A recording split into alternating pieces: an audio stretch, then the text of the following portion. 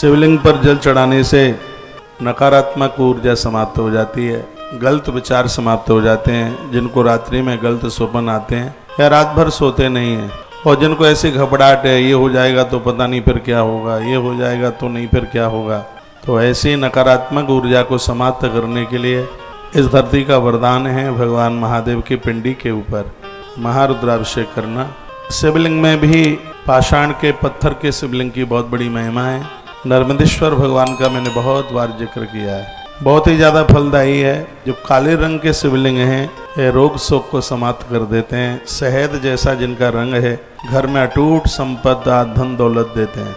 और शहद जैसे रंग पर कभी कभी श्वेत सी धारी होती है तो उसमें भगवान महादेव का संपूर्ण पंचायतन बैठा हुआ होता है। बड़ी बारीकी से वर्णन किया गया है इसके बारे में। भगवान शंकर का नित्य अभिषेक, एक लोटा जल चढ़ाने वाले लोग मौत को जीत लेते हैं, मृत्यु के ऊपर वह विजय प्राप्त कर लेते हैं। इतना बड़ा इसका प्रभाव है, जिन्हें सुख और ऐश्वर्य चाहिए उन्हें सहजता में यह प्राप्त हो जाएगा।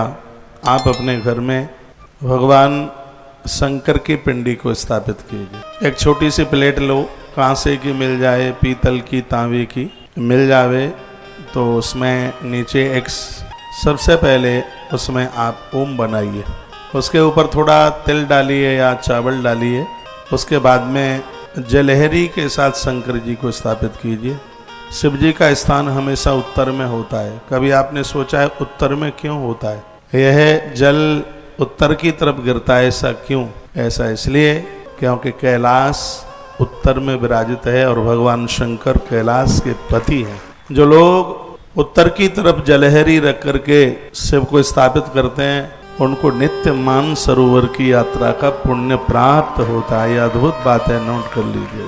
कैलाशपति अति प्रसन्न हो जाते हैं और मान सरोवर से माता सरयू निकलती है।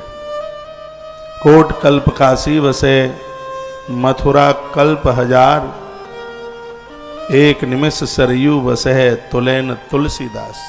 करोड़ वर्ष तक आप काशी में रहिए, 1000 वर्ष तक मथुरा में रहिए, वृंदावन क्षेत्र में रहिए, दोनों का फल एक बराबर है।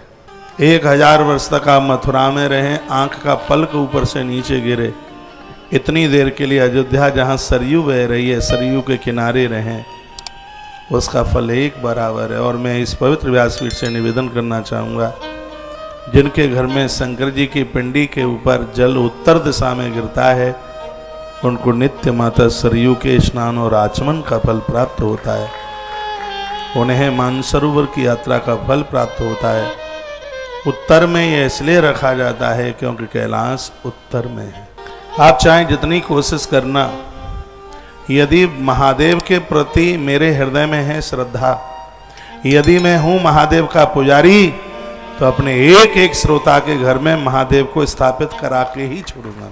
शिव अद्भुत है, महादेव अद्भुत है। तुलसी का आदर सत्कार कीजिए, मान कीजिए।